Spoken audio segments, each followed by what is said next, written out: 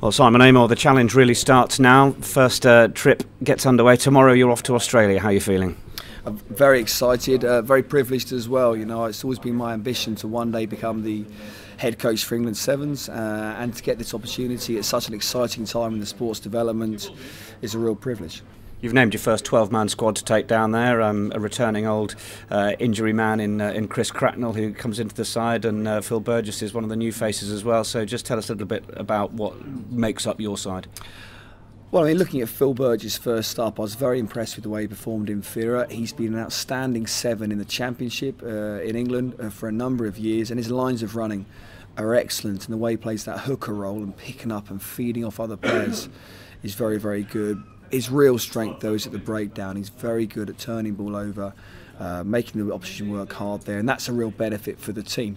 Good balance to have him there. And then with Chris Cracknell, you know, everyone knows about Chris's physicality that he can bring. A guy that's been out injured for a long time, so it's going to take him a little bit of time to find his form, but his experience can certainly help with this England side at the moment.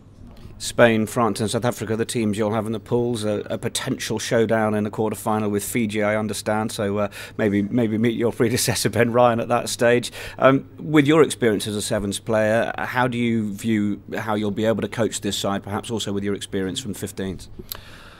Well, I mean, it's not really about my experience as a Sevens player. It's more about my coaching experiences, I feel, over the past 5, 6, 7 years since I stepped away as a player, and the way I've learnt my trade, so to speak, with England Women's Sevens and with London Scottish in the Championship. And, you know, there's some incredibly talented players with ball in hand, this England Sevens side. Real pace, lethal threats out wide. It's probably defensively where we've got to make some changes, and I've got to make some shifts there in terms of what we're looking to do, make ourselves more difficult to beat. And the challenge of the timescales with Gold Coast being right around the corner makes that a difficult one. We're going to make some mistakes, but it's important we keep learning very quickly and improve day by day. Yes, where do you view the health of this side finally? They underperformed maybe last year, would you perhaps say? They finished 6th overall, so there's some work to do there for you.